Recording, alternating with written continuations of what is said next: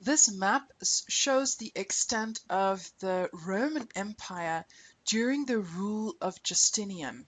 And you can see that is what is contained in this red line. And as time progressed in our historical timeline, you can see the gradual decline of this Roman Empire, how it ultimately then fell. But Justinian, and this is who we are looking at,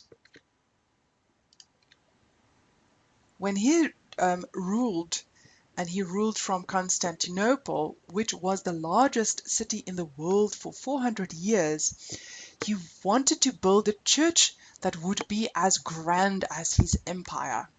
He assigned the task to two mathematicians, Anthemius and Isidorus. They created the Hagia Sophia, which means holy wisdom. This architectural feat was accomplished with the use of pendatives. This diagram shows to you, colored in black, what the pendative is. Here's the dome. The dome rests on these pendatives. This is an interior photograph of the Hagia Sophia pendative. So how does it work? Well, a squinch is a wedge that fits on the top corners of a square space. At the point where the dome's bottom edge meets the room's upper horizontal edges, four triangular-like wedges, often similar to a small bridge or arch, are placed in the corners. Think of squinches as diagonal supports constructed across corners. The four squinches turn the square into an octagon, which enables a dome to rest on top of it. The squinch developed in the Middle East and ancient Rome around the 5th century AD, and it was often used in early Islamic and Byzantine architecture.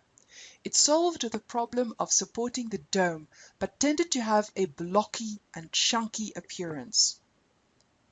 A pendative also supports a dome, but it's more complicated. It uses geometry to create a series of curving and arched supports.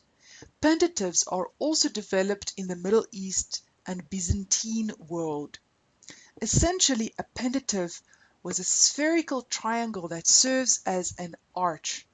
Architects used four pendatives on the upper corners of a room where they arched inward to meet the dome's circular base. One of the earliest examples of pendatives can be found in the Hagia Sophia.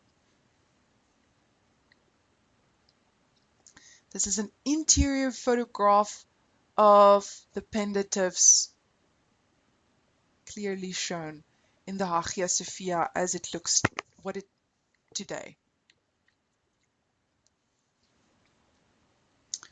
Let's look at some Byzantine art and Byzantine art trends. Flat. Although the artist included some shading, figures appeared very flat, lacking volume, which was a complete contrast to the classical art as an era that preceded it. We also see many of the figures appear as though they are floating. Note the pointed 45-degree angle of most of those feet. They have these ballerina feet. They're also seen from full frontal. Unlike the realistic overlapping seen in most classical art, Byzantine figures are usually turned toward the viewer. And gold. Byzantine art shows very little interest in a background. Focus was more on conveying Christian teachings and depicting important figures than on representing a natural world. And of course, the gold, that luscious gold, was supposed to highlight the beauty and the illumination of the spiritual experience. This is the west side of the upper gallery in Hagia Sophia. This is the Imperial Gate mosaic, with Christ the Pantocrator seated on a throne. And here you can clearly see in the mosaic the gold background. Just look at this luscious gold. This is some of the earliest depictions of the mother of Jesus Christ, Mary. So she's seated on the throne, and here Jesus is depicted as her child. But again, look at the golden background. This is a Comnenus mosaic, again with Mary in the center, with Jesus Christ as the baby, and the golden background. These are the patrons flanking her on either side. This is called the Empress Zoe mosaic. In the center we have Jesus Christ, so Christ the Pantocrator, and on either side, flanked by patrons, this is the Empress Zoe on the right hand side, and this beautiful gold background. Just look at this golden background, it's beautiful. This is the mosaic in the northern tympanum. It depicts John Chrysostom. This is a detail of the Diesis mosaic depicting Jesus Christ.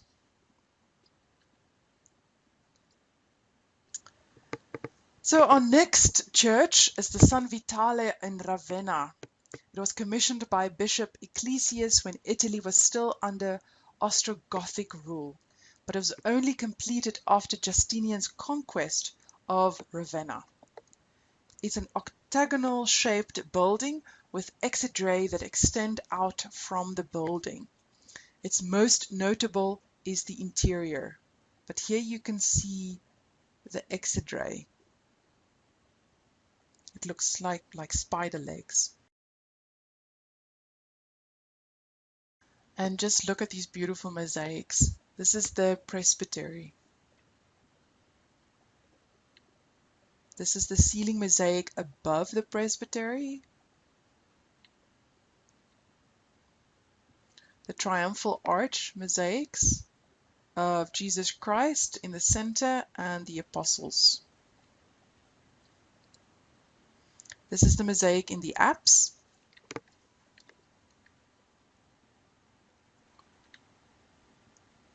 This is the mosaic depicting the sacrifice of Isaac.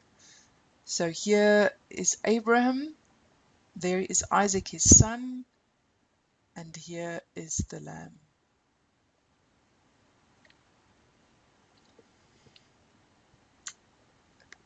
This is a mosaic depicting the patron of the church, the Empress Theodora, in the center with her attendants. And here is the other patron, the Emperor Justinian, in the center, and his retinue. Dura-Europos was a distant outpost of the Roman Empire in Syria. The Roman garrison was permanently stationed there since 165 AD. In 256, the Romans abandoned the town, and they left all the buildings largely intact. Many called it the Pompeii of the desert. Archaeologists found many buildings, temples of polytheistic Roman religion, and also a synagogue. And this is the building that we are interested in. This mosaic on the right shows a view of Herod's temple from the Mount of Olives, from the synagogue. And this mosaic shows the consecration of the tabernacle. Here's the tabernacle.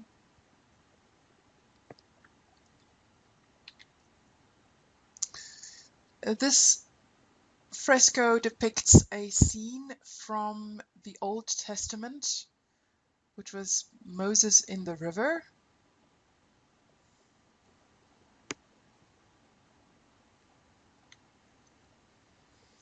This is another scene from the life of Moses, where he went up to the mountain to meet God and receive the Ten Commandments. And during that time, the people down below built a calf and they began to worship it.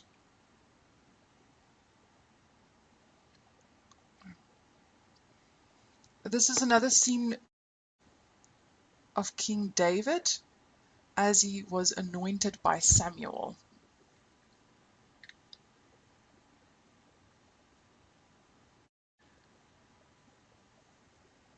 This map will show you how Christianity spread throughout Europe. You can see sort of the dark blue shows the year around 300, the pockets of places where Christianity as a religion could be found.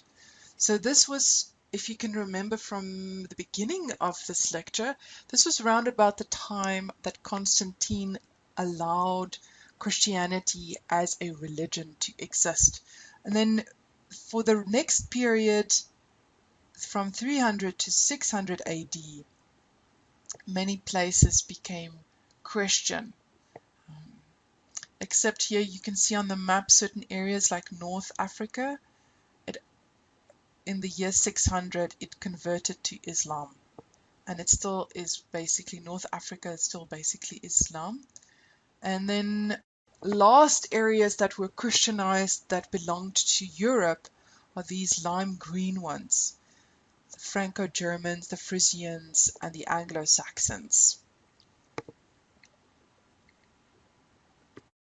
And that concludes our spread of Christianity and look at the earliest Christian art.